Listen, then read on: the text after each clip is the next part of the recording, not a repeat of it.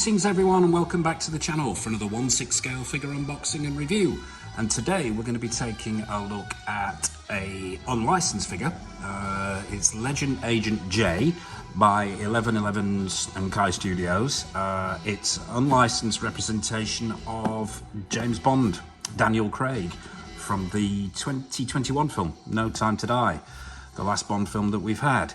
As you viewers of my channel will know, and those that have watched my tour video, I am a huge James Bond fan. A big part of my collection is dedicated to James Bond. Always been a huge Bond fan from being a small child up to being a more mature adult, shall we say. And I've got a variety of 007 figures in my collection, most of them by Big Chief Studios. What I am sort of, what is conspicuous by its absence, shall we say, is a representation of Daniel Craig. So I thought I'd jump in and get this figure. I've been after one for a while. Came to me from Mr. William Wang, as always. A link to his Facebook page will be in the description below, so thank you very much to him. It's a brand new figure to me, although I believe it was released about a year ago, maybe just over a year ago. I have very little experience of 1111. I believe this is the first 1111 and Kai Studios figure in my collection, but and he's yet to come out of the box. So this is, you know, this is new ground for me as well. But yeah, not so much a fan of the film. I'll be perfectly honest with you. No Time to Die didn't do it for me on a number of levels. Yes, the set pieces are fantastic, the money's there on the screen, the action's fantastic. Left me a little bit cold though, and the biggest issue for me was the elephant in the room. James Bond doesn't die. He's an iconic character. He goes on and shall go on, and killing him off was a mistake in my opinion, and that's a polite way of putting it. But that's enough about my opinions on the final Bond film, or at least the last Bond film. As always, what we'll be doing is taking a look at the box, diving down onto the table with all the accessories, getting the figure out, getting it on a stand, onto the turntable, having a close-up look at the figure itself, then over to the detail, get him into a pose and see how this figure displays. And yeah, the box itself, let's start with that. And very simple shoebox design here. All black. You've got the sort of foil lettering there. It says Legend Agent J 1111. There's sort of the gun symbol there that we come to know and love. And really, that's pretty much it. There's nothing going on. Ooh, some dirt on there. Nothing going on the back. Nothing going on the top or the sides. Not even a warning. So you can actually give this figure to small children with all the small parts. I'm only joking, obviously. Don't give the figure to children. Not a good idea, but yeah, that's the box itself. So without further ado, let's get the accessories out and dive down onto the table and take a closer look at everything that comes with 007. Okay, so here we are down on the table with all the accessories that come with your Legend Agent J, aka James Bond, and this is going to be one of the quickest accessory sections I have ever done, which is probably a blessing in disguise. Yeah, this is everything that he comes with. So let's take a look at it. You've got 1, 2, 3, 6 hands here, 2 on the figure. That's 8 hands in total, 4 pairs. Let's take a closer look at the hands. As always, you know me and my hands. Looks like we've got a couple of fisted hands and the rest are gun-holding trigger hands by the looks of it to me. And let's get one of these up into the camera and take a look. The paintwork seems pretty good. There's some detailing there. There's veining and the bone structures there. There's a little, yeah, we've got some fingernail detailing there. Not too HD that though. But the paint washes are good and the application's pretty good. There's a little bit of reddening on the knuckles, which always looks effective. And yeah, they're not the worst hands I've ever seen. They're not the best hands I've ever seen. Let's do the flexibility test. That's a sort of a medium, I would say. That's a medium, which is good. I like the medium variety hands. All the better for posing with. But yeah, so you've got one there. Let's take a look at another one, see if that consistency is there, and it pretty much is. Yeah. They're all pretty much the same. Yeah. So that's your hands. Let's put those to, well, I don't even need to put those to one side to make some room. Let's take a look at the base. Clear plastic, clear acrylic, I think. Yeah, relatively straightforward. And I've got to admit, I'll take my hat off to, if I had one on, I would take it off to 1111 in Kai. If you're going to do a bog standard base, I'd rather have something like this. It's very, very neutral, and you can then focus on the figure rather than the infamous oval bases that we seem to get with the rather cheap stickers on them. So yeah, I'll give them props for that. And it comes with a a normal metal crotch grabber in a clear acrylic stand, clear plastic stand there. So yeah, I'm liking that. And obviously they work to a price point, as we can see. Let's hope all the money's in the figure itself. But yeah, a couple of spare wrist pegs in a bag, standard issue, and you get this, the now infamous Wolfer PPK. And yeah, what can I say? It's a small plastic Wolfer PPK, pretty well sculpted, if a little soft. Doesn't seem to be much by the way of paint applications on there or dry brushing. It's just relatively straightforward. No removable clip here. There's no moving parts on this whatsoever. And yeah, just a relatively simple design there. And it comes with a suppressor as well, which, as I'm going to try and do this on camera, which is very difficult when you're looking through the lens, but yeah, that slots in there. Oh, that's not very good, is it? Let's get it straight. Yeah, and that's your suppressor. And really, that's everything.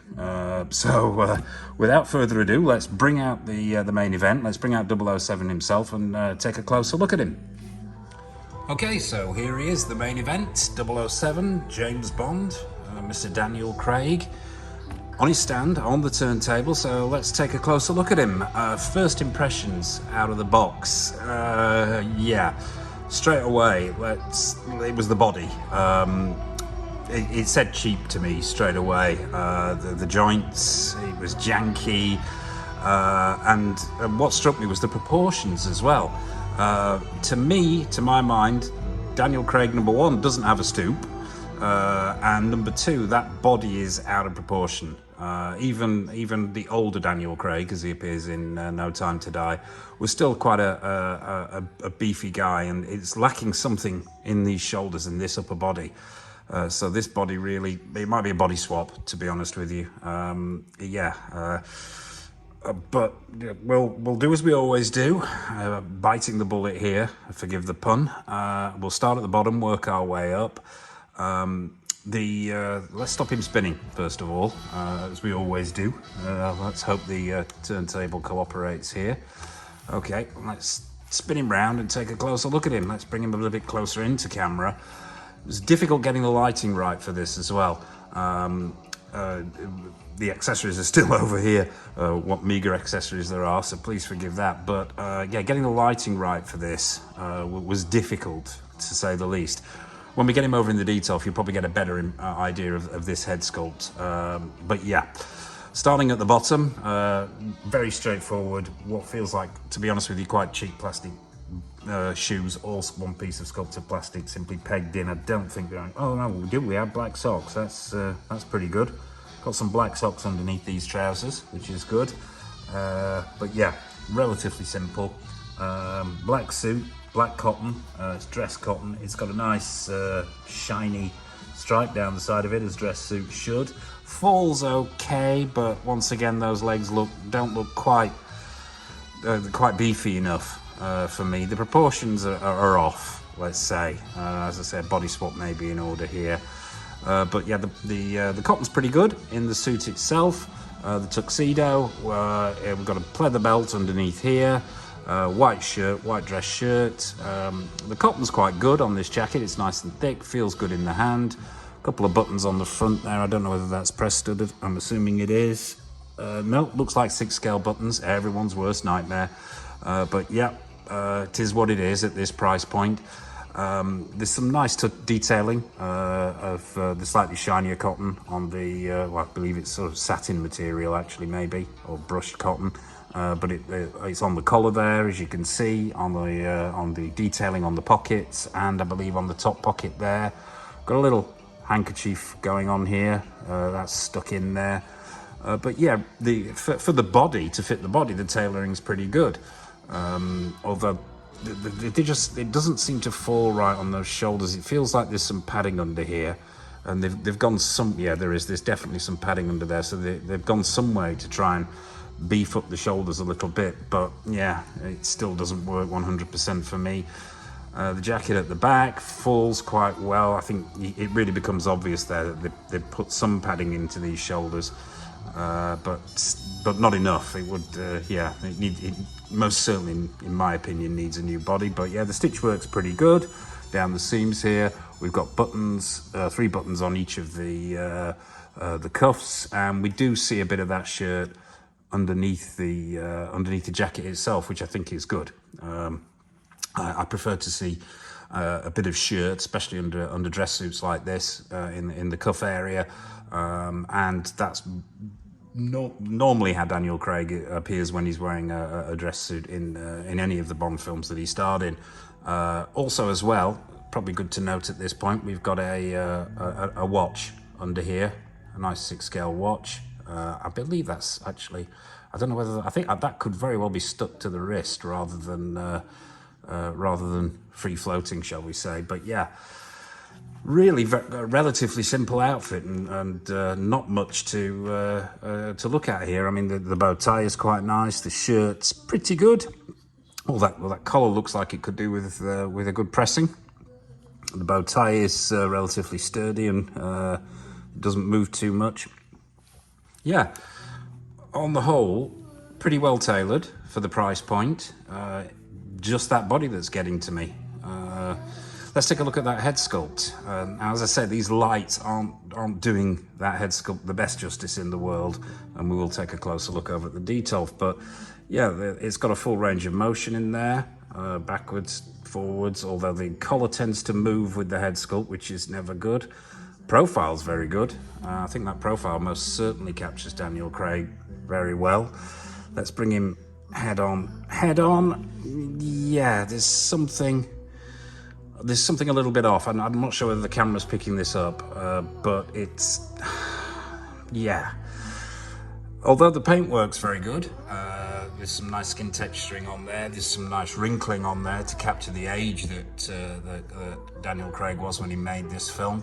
The eyes are quite glassy, which is nice.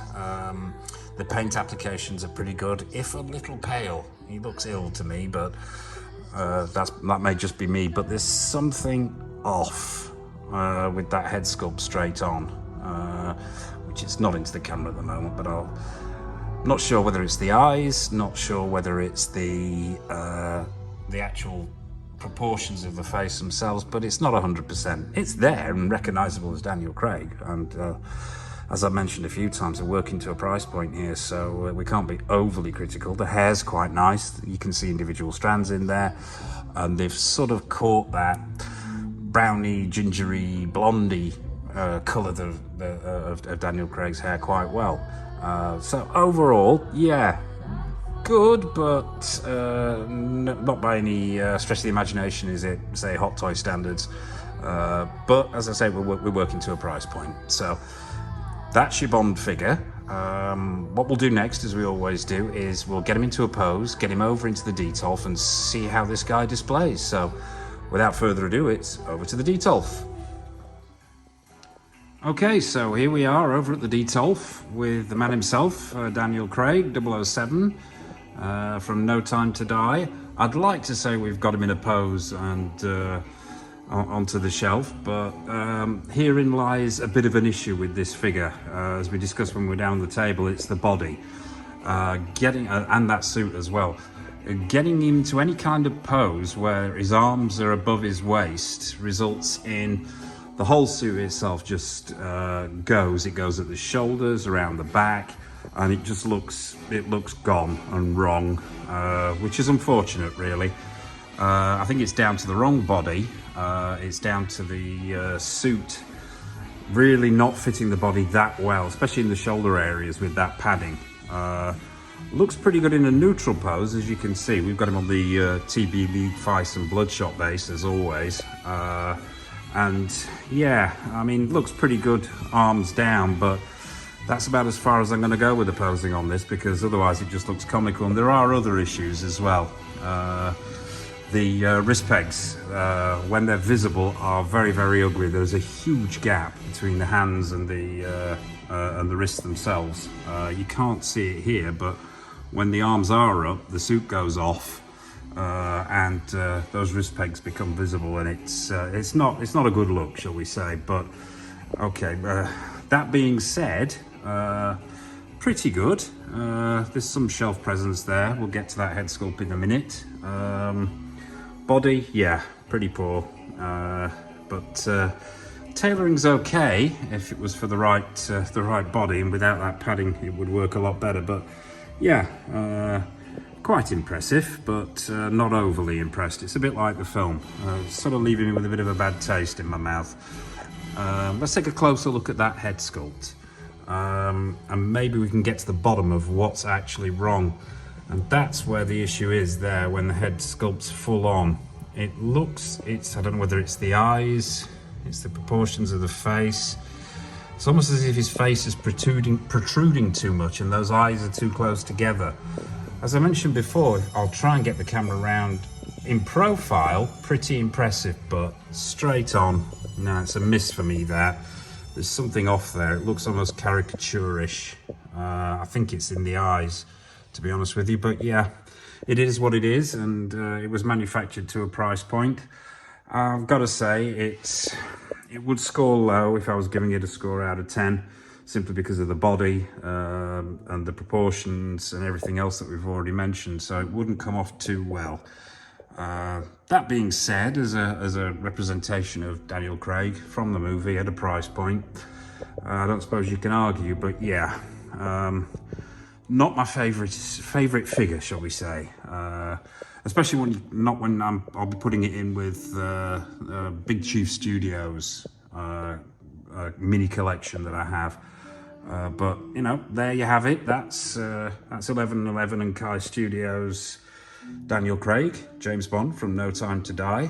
And that about wraps it up for this review. What have we got coming up? Well, there's a lot. Coming up in the not too distant future, we've got Present Toys, Bill the Butcher, that's Daniel Day-Lewis from Gangs of New York.